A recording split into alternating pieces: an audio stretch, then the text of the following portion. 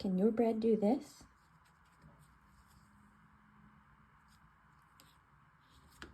Hello everybody, I'm Dr. Mel from justmillet.com, and tonight I need to make a loaf of sandwich bread.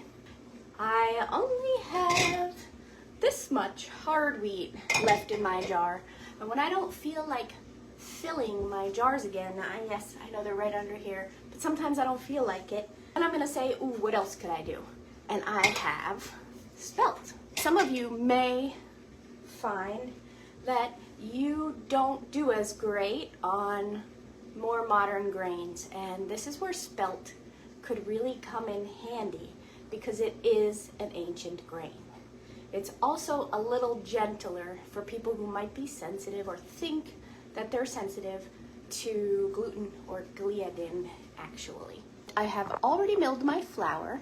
For those of you who are wondering about how I feel about my Nutri-Mill harvest after having tested it out for 4 months or so, I love it. And it's actually now the mill that I recommend for especially beginners because of how simple it is to adjust the grind right here with this knob versus the little handle that you have to unscrew and tighten if you want a broader range of grinding coarseness. Because this is spelt and it absorbs less liquid than hard wheat or durum, I'm going to start at 80%, not my usual, which would be 90%. And in the fresh milled flour methods group, you will see that I have every size. So you bakers who are by yourself, you could make a mini loaf if you wanted to, or a 3/4 pound pan of bread instead of 8x4 Pullman or a 9x5 standard pan. And if you have a big family and you wanted to make the 13x4 Pullman pan loaves, you have the recipe, all of it, it's already been scaled for you. So I am doing the 8x4x4 Pullman pan size, which I'm actually using my Lodge cast iron to bake in. And so that's 400 grams of water. And we're going to use 280 grams of liquid. And I know it says water on here, but if you know much about me, you know that it doesn't have to be water. I already took 25 grams of the flour that I was milling, and I mixed it with 50 grams of boiling water until it turns into a little paste, just like this. See the steam coming up off of it? That is not a problem. And here's why. I'm going to fill up my jug with some water. We're going to put cold water in here and add that right to it. Then we don't have to worry about it anymore. 280 grams of water.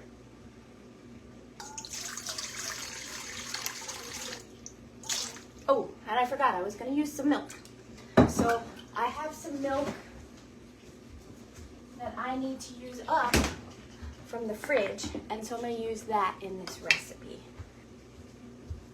All right, so I would have wanted to use all milk and turn this would now be an enriched dough or a rich dough because I've added fat in the way of milk. But if you don't want to do that, you could use water, all water. And if you are vegan and you want an enriched bread like this, it could be as simple as using coconut milk or cashew milk, something fatty. Okay? Again, you don't have to. This is just what I'm doing today. All right, so we're going to put this mixture right into the cold liquid.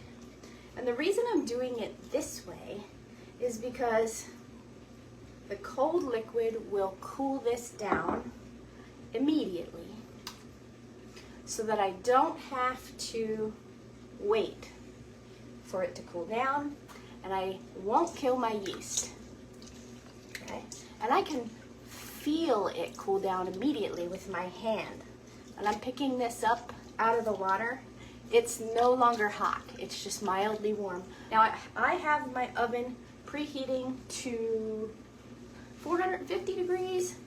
Sometimes I do 475, but I think I just did 450 for today.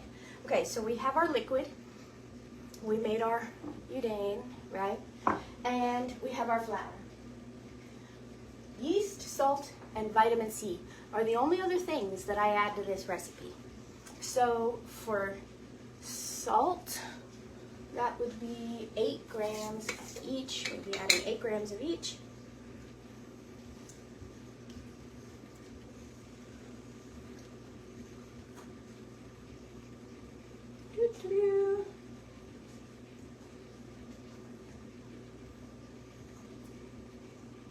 There, 8 grams of sea salt, and then yeast and vitamin C. So I am going to zero out my scale, and I like to use lemon juice for my vitamin C. Right, buddy? Sure. Okay. If you don't have a lemon, you could use an orange, or a grapefruit, or a lime, or you could use vitamin C powder, like ascorbic acid. 9, that's good. All right. And then our yeast and our flour. So we can put our flour right in.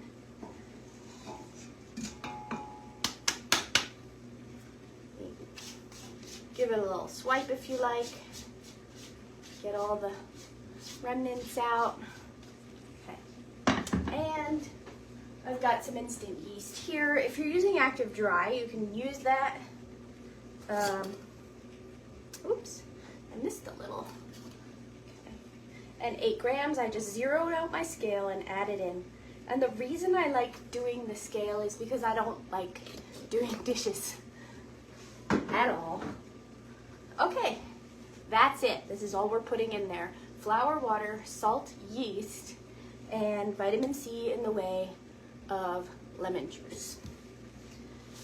And so now we're gonna knead this dough. You know that I love the Zacme mixer, but I gotta tell you, I also made an Italian loaf open bake in the Bosch mixer.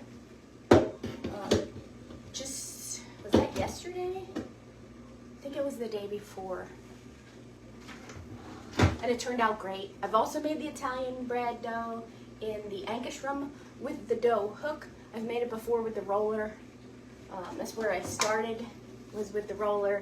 I've also used the whisks. But if you use the whisks, it definitely needs to be a very wet dough, and you need to stop as soon as you hear it go flop, flop, flop, or it climbs the whisks. Otherwise, you're gonna break something. Okay, so we're gonna just let that knead. How long do I knead the dough for? Would be the next question. And I knead it until it is smooth and shiny and cleans the bowl. Usually that takes about 6 minutes. A lot of people will ask, which Italian bread recipe do you like the best? Which one do you use? I like to use a range for how much liquid I put in.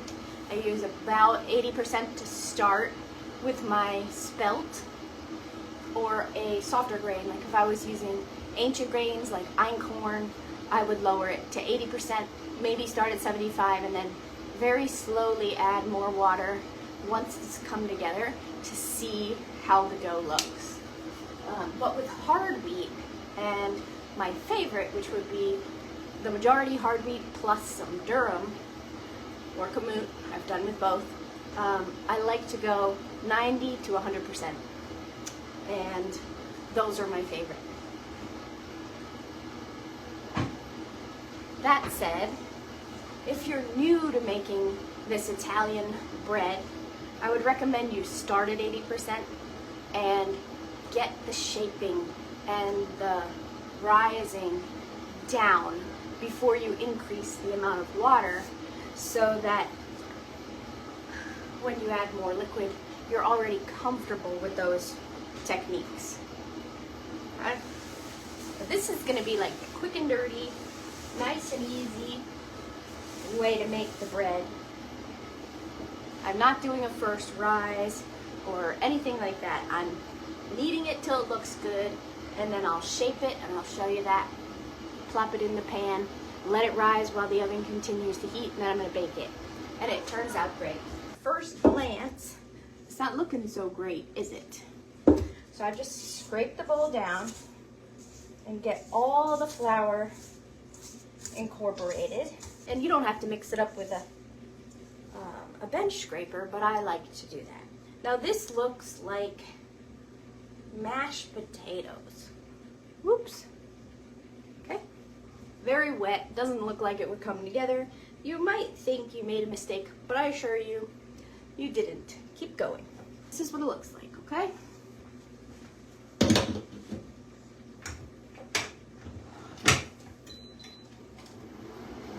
So we're gonna get our bread pan a while. This is the Lodge 8x4x4. I love how the sides are practically straight. It's like a Pullman pan, but not. And the other thing that I really like about these pans is that you can get them in a pack of 2 and then put the other one on top and bake it like it's in a Dutch oven.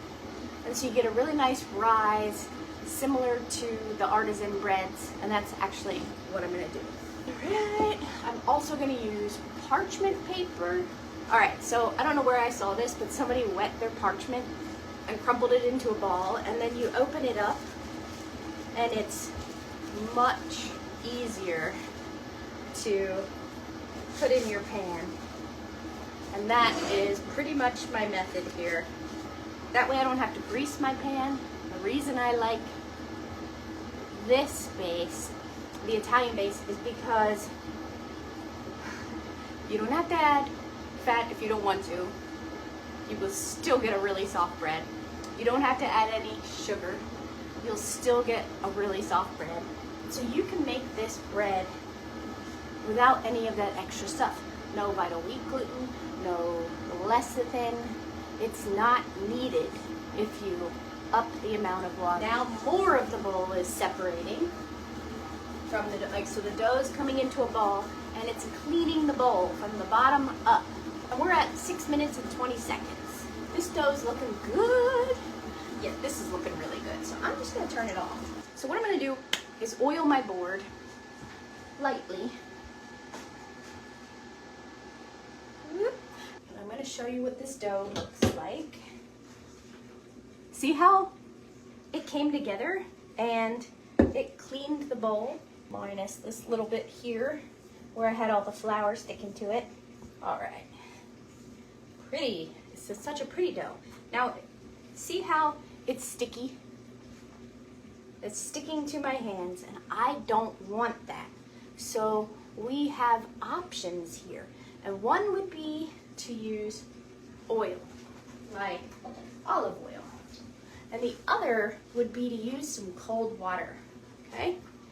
I'm gonna wet my hands, and anytime the dough sticks, I can wet them again. I'm gonna dump it out onto the board. So far we just mixed all our ingredients up. Here it comes.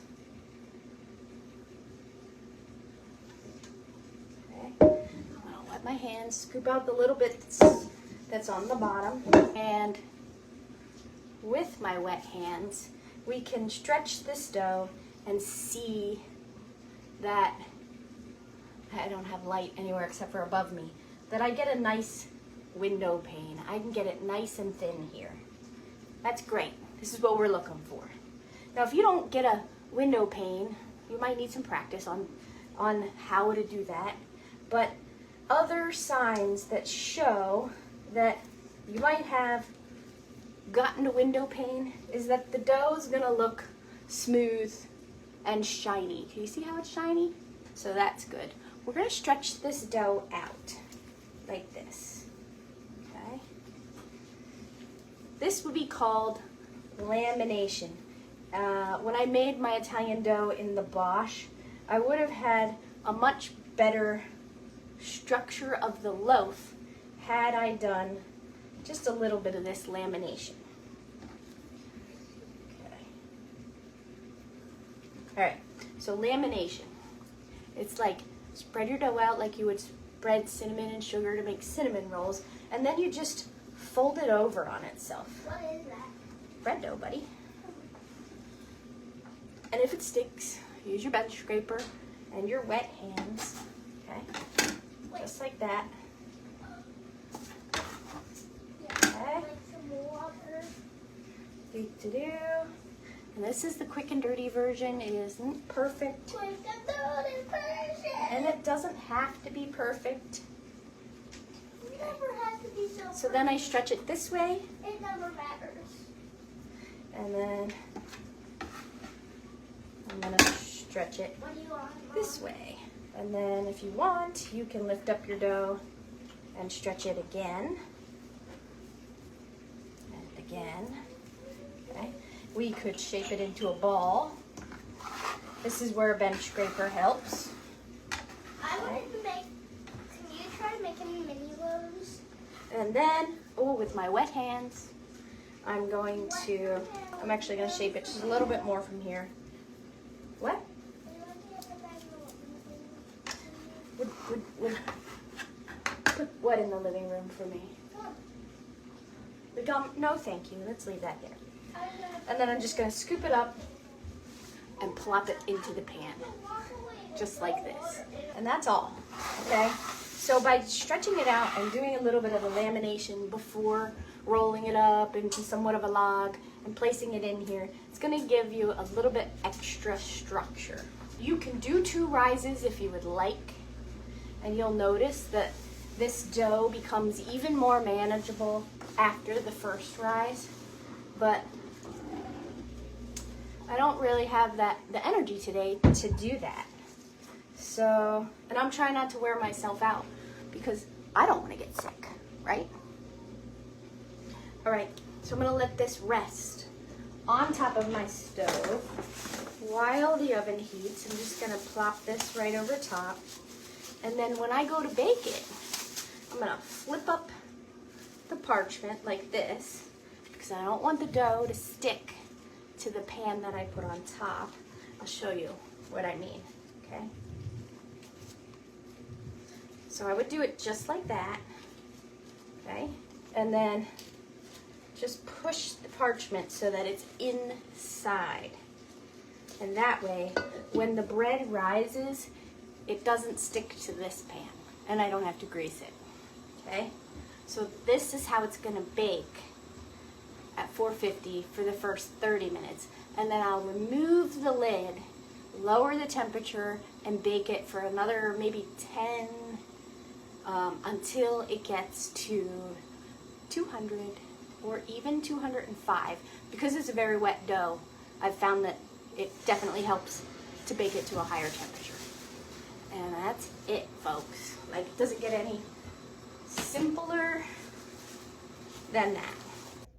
You might be asking how long I let that bread dough rise before I put it into the oven. And I let it rise until it just came up over the top of the bread pan. That's when I covered it with another large cast iron, put it in the oven, and baked it at 450, covered for 30 minutes. If your bread is not up to temperature, and I like it to be 200, 205, bake it for a few more minutes without the lid on, and take it out when it's up to temperature.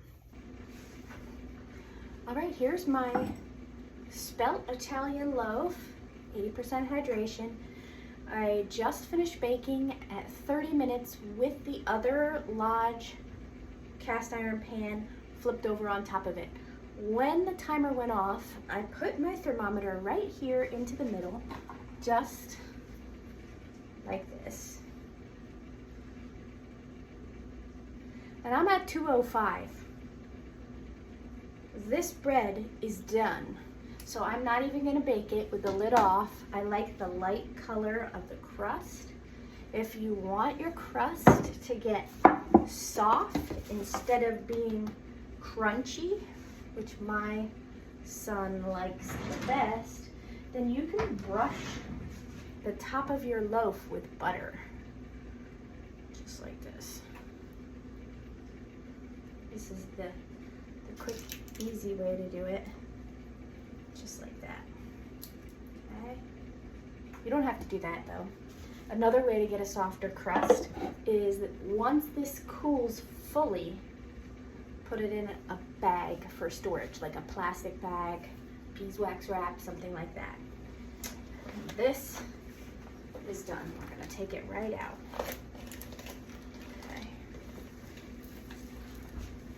Okay. And I'm gonna let this cool on a bread rack. When you're peeling the parchment off the bread, just be very careful, especially if your loaf is hot. It may help to wait for your loaf to cool down a little bit, or like I said, just be very careful. Only freely peel the parts that want to come free, and then as it cools, you can peel the rest, because this loaf is very fragile when you pull it out of the oven. If you don't want your parchment to stick, you can line it with a little bit of oil, butter, olive oil. We're going to use our mitts because it's very hot.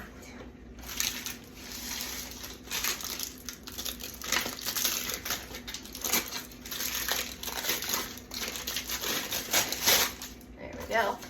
Take it off of this camera. Look at that. This bread is stunning. I love spelt bread. 100% spelt Italian bread. Very soft, very tender, very moist and delicious. This is one of my favorites. Give it a try. Normally I wait 3 hours to slice my Italian bread. But I want you to see just how soft this is. It's like an hour and a half in. It feels cool to the touch. So we're gonna slice this open. Okay.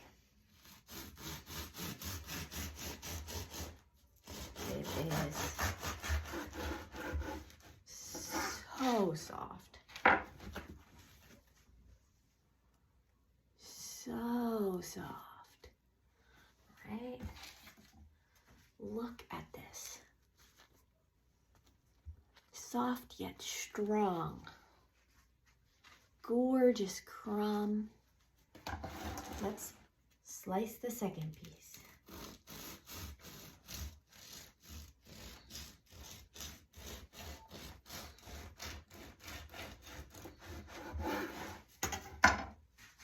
Does your bread bend this nice in half